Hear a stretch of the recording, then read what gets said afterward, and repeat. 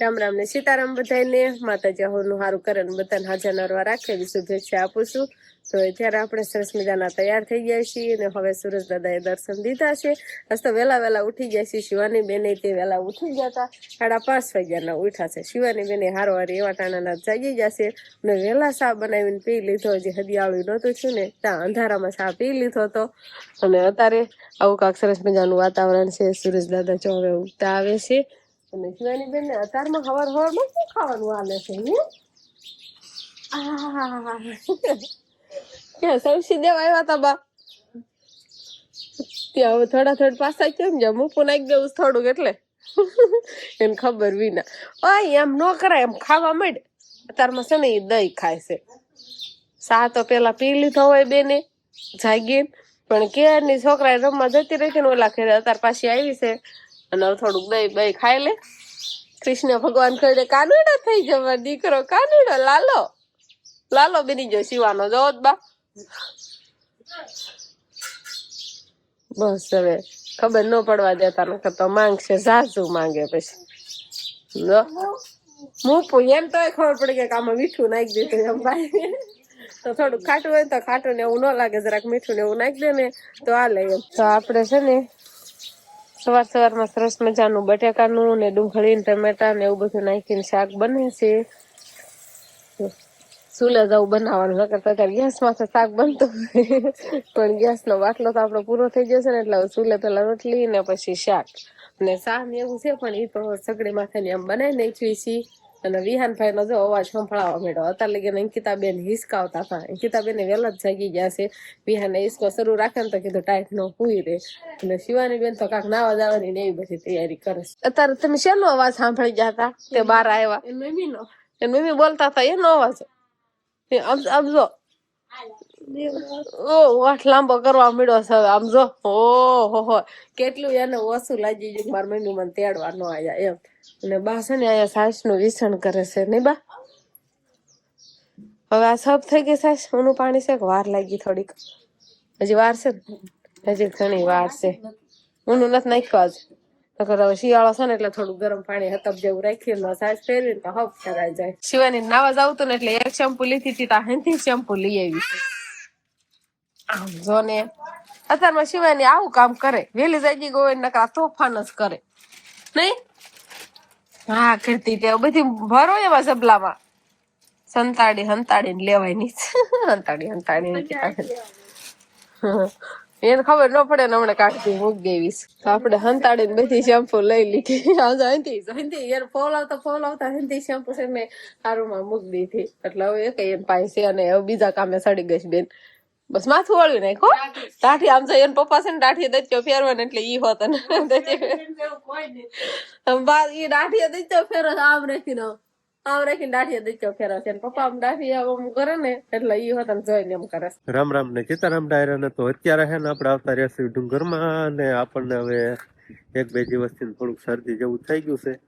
પણ થોડોક અવાજ બેસી ગયો છે કેમ કે માંડવી ને એવું બધું ભર્યું ને એટલે એની રસ ઉઠી ને એના લીધે થોડીક એલર્જી જેવું થઈ ગયું.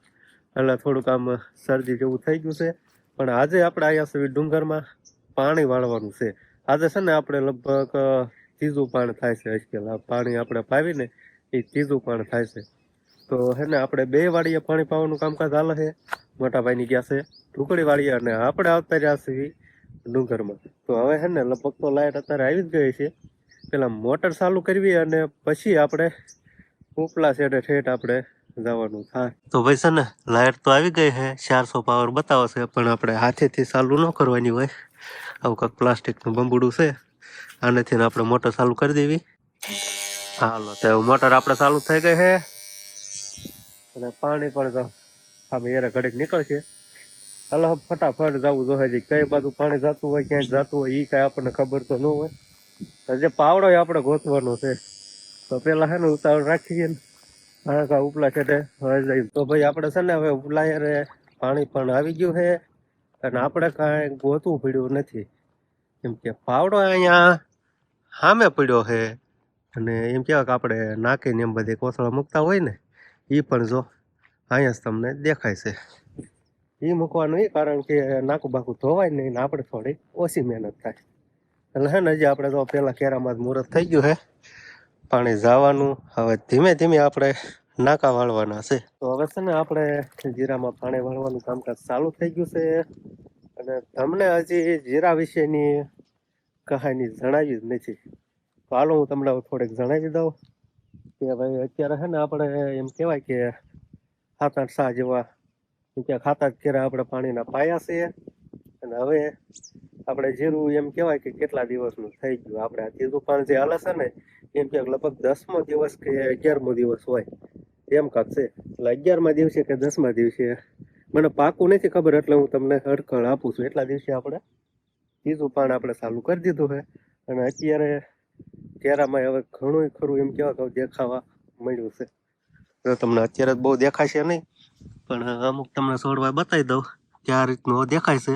અને થોડુંક ઘણું બાકી રહી ગયું હોય ને એ હવે આ પાણી પી જશે ને 2-3 દિવસમાં નીકળી જશે. આવું કાંક છે જીરાને આપણે. અને અહીંયા કણે આપણે એક જ આડિયો રાખ્યો છે. આપણે વચમાં જે આડિયો કર્યું છે ને એસ્કેલ આપણે આડિયો કર્યો જ નથી. હળંગ મોહરા કેરા રાખ્યા છે. આટલું કાંક આપણે પીધું છે. અને આ બાજુનું જે દેખાય ને એટલું આપણે પાણી પાવાનું છે. તો આપણે હવે કામકાજ કન્ટિન્યુ કરવી. તો છે ને આપણે હવે પાણી વાળવાનું કામકાજ એમ કહેવાય કે અડધું કમ્પ્લીટ થઈ ગયું છે. અને બસ અડધું જ બાકી છે. તો આ બાજુને જે દેખાય ને એ બધું પી ગયું છે. અને આ બાજુનું આપણે આટલું પાવાનું બાકી છે. એટલે ક્યાંક અડધે આપણે ફૂટી ગયા છીએ.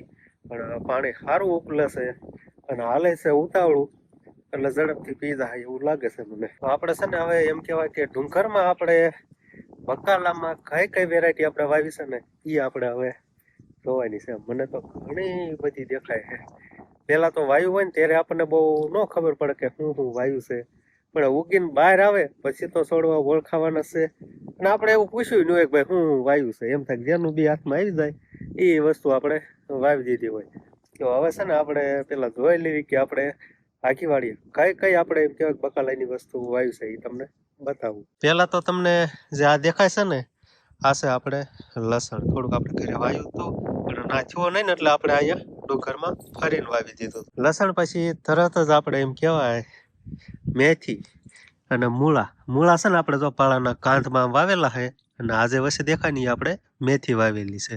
અહીંયા આપણે મેથી પૂરી થાય અને તરત જ આ બાજુ આપણે એમ કહેવાય કોથમરી. જો આ બાજુ તમને જે દેખાય ને આ કોથમરી અહીંયા વાવેલી છે. મૂળા તો હજી ચાલુ જ છે જો. અને પછી તરત જ એમ કહેવાય કે ગુવાર વાવેલો છે. જો ગુવાર પણ સરસ મજાનો થઈ ગયો છે. અને તઈ પછી તરત જ એમ કહેવાય ભીંડો. એટલે એટલામાં ને એટલામાં 2 વકલ થઈ ગઈ છે. એની પછી આપણને એમ કહેવાય કે અમુક વસ્તુ પાર્યું દેખાય છે. જો વધારે તો આપણને એમ કહેવાય કે મેથીના છોડવા દેખાય છે. અને પછી છે શું કહેવાય હવે ફુલાવર હોય કે કોબી હોય એના બી હોય એવું આપણને દેખાય છે. તો બહુ મને ખબર નથી પડતી, તમે જો ઓળખી જાઓ તો જરાક કોમેન્ટ કરજો. આવા કાંક છોડવા છે, મને બહુ આનો પાકો અંદાજ આવતો નથી. અને હવે આ બાજુ તમને જે મોટા છોડવા દેખાય ને એ સોળીના છે. જો સોળીના દેખાય છે આવો સોળી પછી આપણે જોવાનું છે કે શું વાવેલું છે. તો આપણને છે ને આ જે છોડવા તમને દેખાય ને એ પણ આપણને ઓળખાતા નથી. તમને જો ખબર પડી ગઈ હોય તો કોમેન્ટ કરજો. આ શેના છોડવા છે ને એની કાંઈ ખબર પડી ને. અને હવે આ પછીનો જે હોરો એમ કે કેરો દેખાય ને ઠેઠ સામે સુધી એ આ છે ડુંગળી. આમાં જો ડુંગળી તમને ઝીણી ઝીણી દેખાતી જ હશે. આપણે એક કેરામાં કેટલા બધું એમ કે વેરાયટી આવી ગઈ બકાલાની. બોલો એક કેરામાં આવું બધું હોય કે ખાવા માટે કાંઈ ઘટે જ નહીં. એમ થાય અલગ અલગ શાક થાય. અને તમને એક કેરો તો મેં બતાવ્યો જ નહીં, કેમ કે એમાં આખો કેરો ગાજરનો છે. આ જે કેરો તમને જે દેખાય ને આવડું આ સામેથી ઠેર એમ કહેવાય કે સામે સુધી આપણે શરૂઆત કરીને ના સુધી ગાજરનો કેરો છે. આવા કાંક એમ કહેવાય કે સરસ મજાના ગાજર થઈ ગયા છે. પણ મોટા થાય ને પછી ખાવાની પણ મજા આવે. પણ ગાજર ખાય ને એટલે આપણને પાણી લાગે કડશું. આવો અનુભવ તમને જો થયો હોય તો કરજો કોમેન્ટ. આજે તમને 2 કેરા દેખાય ને એ આપણે 2 કેરા સણ્યાના કરેલા છે. બાકીનું એમ કહેવાય કે આ બાજુ બધું બકાલું. અને બાકીનું આ બાજુ એ તો મારે તમને કહેવું જ ન પડે, એમાં આપણે જીરું વાવેલું છે. ને હવે કેરો પણ જો આપણે આઠેઠ આવી ગયો છે તો હવે જવું પડશે આપણે હાલો તો કેરો વાળી એવી. અને આપણે પાણી વાળવાનું કામકાજ કન્ટિન્યુ કરવી. તો હવે છે ને આપણે પાણી પાવાનું ને એવું બધું કામકાજ થઈ ગયું છે કમ્પ્લેટ. હવે ખાલી આ 2 કેરા બાકી છે. આ કેરો આપણે પાવા નથી રહેવાના. ના કેરામાં આવે છે આ કેરો પી જાય પછી આપણે હવે ઘર બાજુ જવાનું છે. બાકી તો આમમાંથી ઠાય સુધી આપણે એમ કે જીરાનું જેટલું વાવેતર હતું ને એ બધાને આપણે પાણી પાઈ દીધું છે. તો શિવાની પપ્પા આજ તો બહુ મોડા મોડા આવ્યા છે, પણ બધું કામ કરીને આવ્યા નહીં. કામ કરીને નાક બંધ થઈ જાય, શરદી થઈ ગઈ, મજા બગડી ગઈ. માંડવી ફેરવીને એમ છે ને રસ ઉડીને એલર્જી એના લીધે છે ને શરદી જેવું થઈ ગયું. હવે બોલાતું નથી ગયો તો એવું છે. તો તમારે આ ક્યાં ખાવાનું હતું? શાક ને રોટલી ને આવું બધું તમે રોજ ખાવ જ છો? તો શું ખાવાનું? સ્પેશિયલ આજ ખાવાનું. તમને શરદી છે ને એના માટે સારું કહેવાય. હા, એવું મેં વસ્તુ બનાવી છે. સોળી નાખીશ ને ખાવા મળી. જો તો હા, ખડિયાળમાં મેં જોયું છે. હું ક્યારની વાટે છે 3 થવા આવ્યા, 3 ઉપર કદાચ થઈ ગયું છે. એવા ટાણે શિવાની પપ્પા આવ્યા છે અને એના માટે મેં સ્પેશિયલ સરસ મજાની એમ કહેવાય ને વાનગી બનાવીને રાખી છે. હવે લેતા હું ઈ ખાશે ને લગભગ એટલા બધું ભૂલી જાય એવું મને લાગે છે. હા, વાતો કરીશ કે લઈ આવી હોય. હા, લઈ આવું. હવે કથરોટ ભરીને આપણે બનાવી છે ને એને થાળી ઢાંકેલી છે અને હવે શિવાની પપ્પા ખોલે. લ્યો જોઈ લો હું બનાવ્યું છે એમ. પેલા તમે જોવો પછી ખબર પડે ને પણ શું છે એમ. જો મને ખબર જ હતી નહીં ખબર હોય એમ. નથી ખબર ને, ક્યારે નહીં ખાધું હોય ને આપણા ઘરે પણ ક્યારે બન્યું નથી ને આ પહેલી વાર બન્યું છે. ખાય એવું આ છે ને બનાવ્યું પેલા જીતો કે એમ કે છે કે કાક ખાય એવું હોય તો અમે બધા ખાધું હોય તો શું કઈ ખાય એવું નહીં હોય. સ્મેલ તો હરી આવે, નાક બંધ છે તોય આવી એટલે સારું બન્યું છે એવું લાગે છે. અત્યારે મેં અત્યાર સુધી નથી બતાવ્યું. જો હા, સરસ મજાનું. આને કોમેન્ટ કરો હાલો ખબર હોય તો, નકર હું તો હમણાં જણાવી જ દઉં છું કેવો દેખાવ આવે. જોવો તો કેમ પણ કસોરી જેવો સ્વાદ આવે. કસોરી જેવો સ્વાદ આવે છે. આ મેથીની મઠરી કહેવાય. શું કહેવાય? શું કહેવાય? મઠરી. મેથીની મઠરી? હા, બોલતા નથી આવડતું. બોલાતું નથી અત્યારે. એમ કહો બોલતા તો આવડે છે પણ શરદીના લીધેથી બોલાતું નથી. પણ કેમ છે સ્વાદમાં? એવું છે એમને. આજે તમને દેખાય ને આ લીલા કલરનું જે આમાં એ મેથી છે ને આમાં આપણે તલ હોતર નાખ્યા છે અને જો આ રીતે કાંક બનાવી છે અને ઘણા ખરા મસાલા ને એવું બધું મેં આમાં નાખ્યું છે. પણ કેવી લાગી ઈ કયો ને તારે? ખાવામાં કાંઈ નો ઘટે. ભૂખ લાગી હોય એટલે કે સ્વાદિષ્ટ બની એટલે ખબર નથી પડતી. અને છે ને નાસ્તામાં હારી જ રહ્યા, કે ખરાબ તો થવાની જ નથી. એવું છે? હા, મહિના સુધી 2 મહિના સુધી હાલે. એવું છે પણ લાગતું નથી 2 દી હાલે એમ. હા, તો છે ને તમારે મઠરીની રેસીપી જોઈતી હોય તો બહુ સાચી કોમેન્ટ કરજો અને 2000 લાઈક થાય ને તો આની રેસીપી નો આપણે ફૂલ ઓલો બનાવીશું. આ કઈ રીતે બને એમ. બરોબર? અત્યારે તમે ખાવી હું તો ખાઈ નાખો હાલો.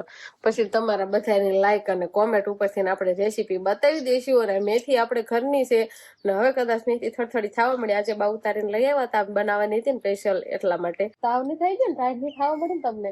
શરદી તો એમાં કાઢે શું ઘડીએ ફેરા રાખો નથી આવ્યો પણ તો હું નાશ લાગો છો આટલું થઈ જાય સાહેબ.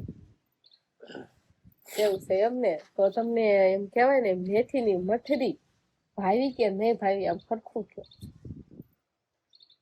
કેટલાક વાર પૂછવા? આ પહેલી વાર બનાવીને 10 વાર તો પૂછી લીધું ભાવી કે નો ભાવી. એટલે આ તો પાડી મેં ભાવી એમ. પણ આ વસ્તુ એવી છે કે આપણે ક્યારેય બનાવી નથી ને પહેલી વાર બનાવી છે. અને આમાં જો અંકિતાબેન ને નથી ભાવી ક્યાંય ગયા જો આમ છે ને એને સાખી નથી. અંકિતાબેન ને નથી ભાવી પણ બાને બહુ ભાવી છે અને મને ભાવી છે. હું છે ને એમ કેવાય કે જાજા ભાઈ છે ને બધી વસ્તુમાં ના જ પડતો પણ આજે આ પાડું છું ને ઘડીએ પૂછ ભાવી કે નો ભાવી. તો ફાઇનલ ભાવી છે એમ? હા, ભાવી છે. તો ક્યારેક બનાવતા રહેજો એમ. હા, બનાવી દેજો. પણ મને નો પૂછતા જો તો મને નો પૂછતી. સારું હાલો. તો બહુ મજા આવી ગઈ ને હાચુકલા ભાવી છે તો તમને બધાને છે ને એમ થતું હોય કે નહીં આપણે પણ ખાવી છે અને એની રેસીપી જોઈ છે તો કોમેન્ટ બધા કરજો એટલે આપણે પછી ક્યારેક રેસીપી એની બનાવી નાખશું.